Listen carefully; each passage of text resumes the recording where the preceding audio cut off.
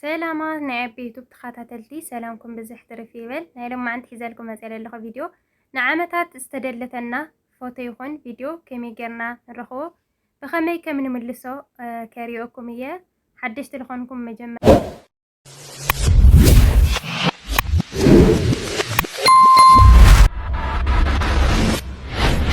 سابسكرايب بمقوار بيت سوكونو لايك شير بمقوار دمو ناكل نخباز أحقورو إخن كورات حواتي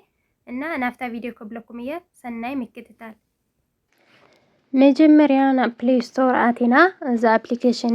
ዘርኤኩም ነውርዳ ና ፕሌይ ስቶር ና ሞነታ ካው አውዝናይ ሰርች መጽሐፊ ከምታ አነል ጽሕፍ ኣለኹ ና ናራይኩም ጽሓፊኹም ማለት ይኩራት ሕዋተይ ኣዝያ ብልጽቲ ዝኾነት አፕሊኬሽን እያ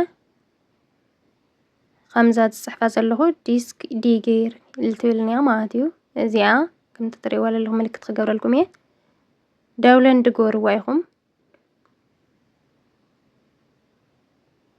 زيا ماتي زيا سيرش كيركم تحت بقى علاقة مسألكم ايه انستوتل ولوا ناتي اقاطامي اوريدي يسلل صنحخو اوبن كبلايه مالتيو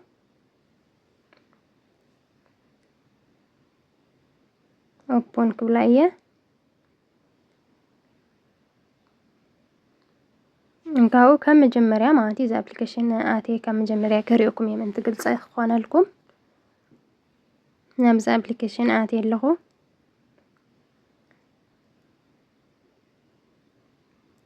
ካውዚ ማለት እዩ ፎቶና ቪዲዮ ዝሓዘትያ አፍታና ፎቶ አፍታና ቪዲዮ ንናዓልተን ማለት እዩ ምልክት እናገበርኩ ከሪኦኩም የመንታን መደምቢ ክርዳአኩም ናይ ብዙሕ ዓመታት ማለት ታጀዋልኩም ፎርማት ተዘይ ኮይና ናይ ዝኾነ ይኹን ዓማውቲ እቲ ቪዲዮ እና እቲ ፎቶ አዝ አፕሊኬሽን አሎ እዩ ማለት እዩ ከመይ ጌራ ከም ትምልሶ ደሞ ክትሪእዋ ይኹን ኮራት ሕዋቴ እና መጀመሪያ ምልክት ከገበረልኩም ና ቪዲዮ ማለት እዩ አፍታ ምልክት ገይረላ ዘለኹም ክሊክ ጌርኩም እተው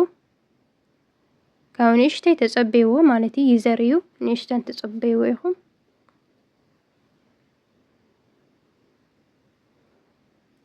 ካው ከምዚሉ ከኻፍተልና እዩ ማለት እዩ ምክንያቱ እቲ ቪዲዮታት ፎቶታት ስለለምልሶት ልነበራልና ተደለተ እሽቴ ጊዜ ሃው ይኹም እዚ ማለት እዩ ምንም ተይጻዋቅጥኩም ተጸበይዎ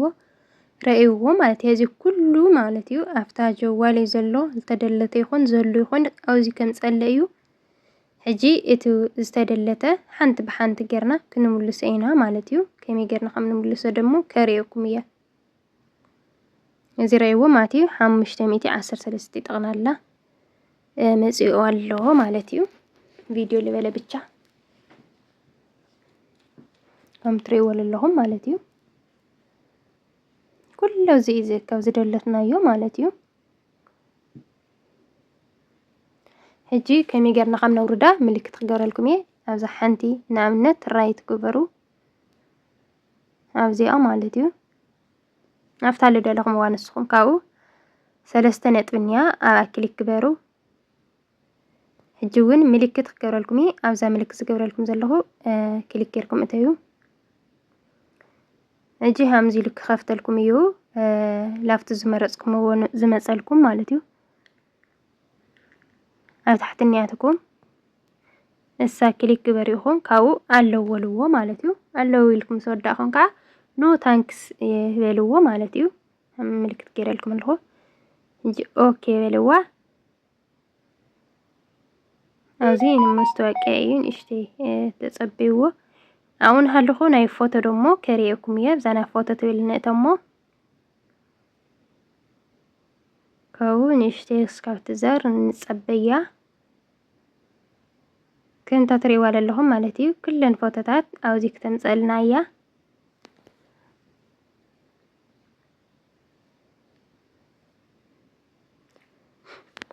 አጋጣምናኹም ቪዲዮ ከየኑ ሓልኩም ኢላ ኩሉ ክስከብ ልመጽ ኣይተጸበኹ ወይ ልተወሰነ ምስ መጸ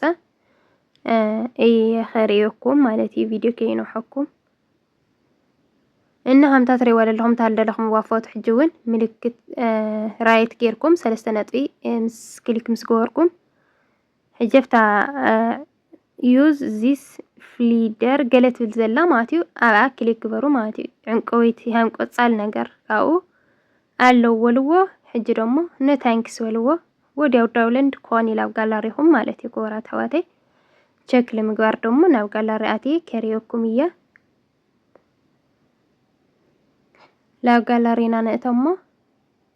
ተንዘውረድኩውን ማለት እዩ ቪዲዮና ፎቶ ከሪአኩም እየ ረእይዎ ኣብዚ ኣኔዋ ማለት እዩ ተንዘውረድኩውን ፎቶ ረእይዎ ዛዛ ምልክት ገይረልኩም ዘለኹም ማለት እዩ እታ ቪዲዮና እታ ፎቶ ባዕለን ክመጽረይዋ እዚኣ እታ ፎቶ እያ ተሓንቲ ደሞ ዛ ቪዲዮ እያ ማለት እዩ ክቡራት ኣሕዋተይ እና ክቡራት ኣሕዋተይ ናይ ሎማዓንቲ ቪድዮ ከምታ ዝረኽምዋ ትመስል ነይራ ጠቂማትኩም ክትኸውን ተስፋ ይገብር ከምዚ ጌርኩም ናይ ዓመታት ዝተደለተ ፎቶኹም ቪዲዮኹም መልስዎ ኢኹም ክቡራት ኣሕዋተይ እና ሳብስክራይብ ላይክ ሼር